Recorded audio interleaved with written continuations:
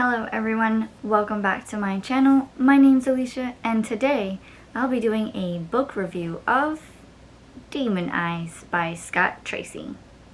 So let's get started.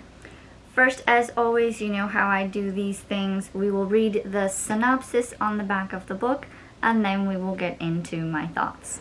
So the synopsis reads, demons don't die without a fight.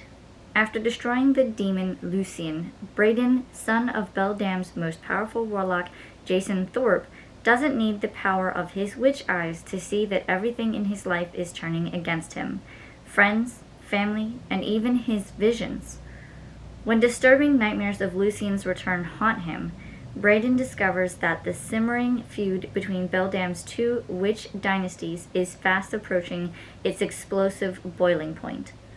While struggling to come to terms with his attraction to Trey, Catherine Lansing's son, who should be his mortal enemy, Braden senses a diabolical plan has been set in motion. Young women are disappearing from town, and as he investigates, Braden is forced to explore the dangerous unknown power within himself. But when the truth about his family is revealed, Braden must pay a terrible price.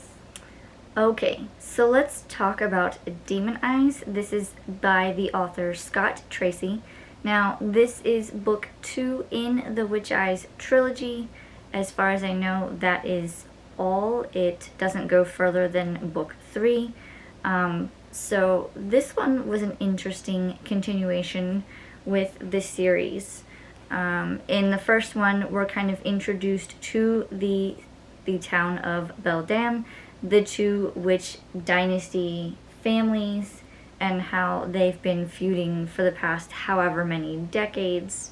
In this one, we find Braden pushed further into his, I guess you could say, role in this feud and where it takes him. He is, like that it says in the synopsis, he seems to be haunted by Lucian's,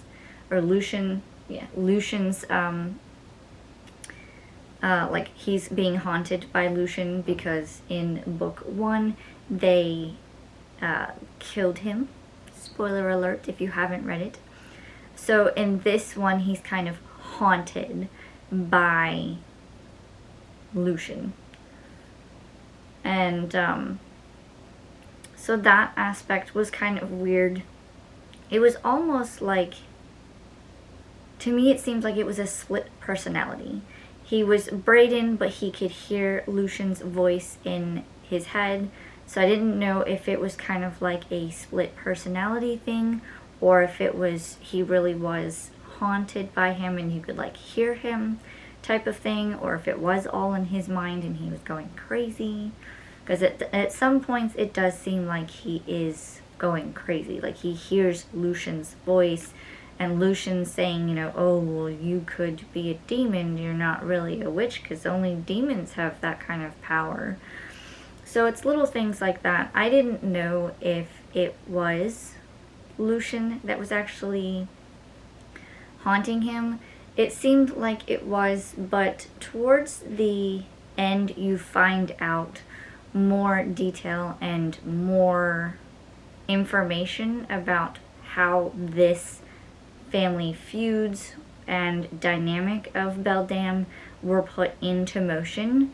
It wasn't just Lucian, he was a part of it though, and in the last video and review for Witch Eyes we had a mention of Grace Lansing. She plays a small scene in this book, so I'm interested to see where this one goes. The next book and the final book is called Phantom Eyes, so I will be reading that one soon, but I really enjoyed this one. I did enjoy reading more about Braden and his relationship with Trey, or lack thereof. It was interesting to see that everybody was buddy-buddy in the first one, and this one it kind of seemed like he was on his own in a sense. Like they tried to help him out, but they really couldn't like help him out. It kind of was like, here's a hint or here's a breadcrumb, and then they would disappear. but he did have, and I don't remember his name off the top of my head, Drew, I believe his name was. Drew was there helping Brayden at times, or he would say, hey, you need to come look at this, and then they would go and take a look at it. Brayden still had his visions, but they seemed quite different in the first book versus this one. So that was interesting to see. It was almost like a progression of his powers, so I don't know if they were getting stronger, but then something happens towards the end of this one, so I'm really interested to see where they take it with the third book, because it seems like in this one, it almost seems like he goes, I can't say back to normal because he never had a normal sense of life before they discovered he had witch eyes, is what they're calling it. And so in this one, it's very interesting. I don't want to spoil it because there's a lot that goes into this one, and there's a lot more that goes into the ending.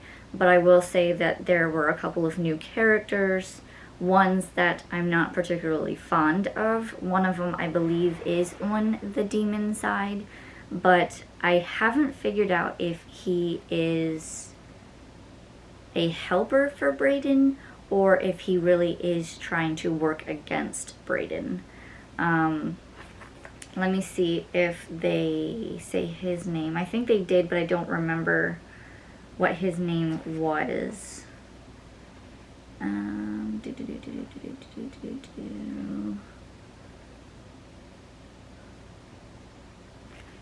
Jade was there. Jade is Trey's sister. She is helpful as always.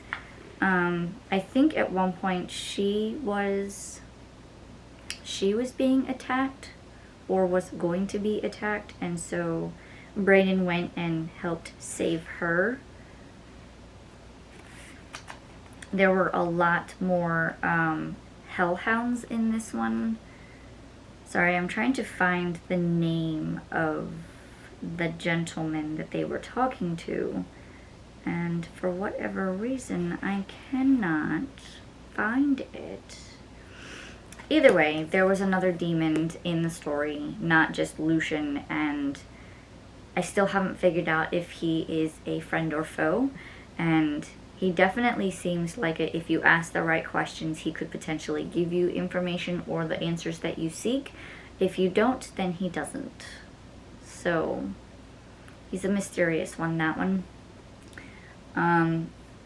But overall, I enjoyed this one, and I look forward to reading the third and final book, which is Phantom Eyes. Overall, with the Demon Eyes, I did enjoy the story, and I rated it 4 out of 5 stars. So this one was pretty neat.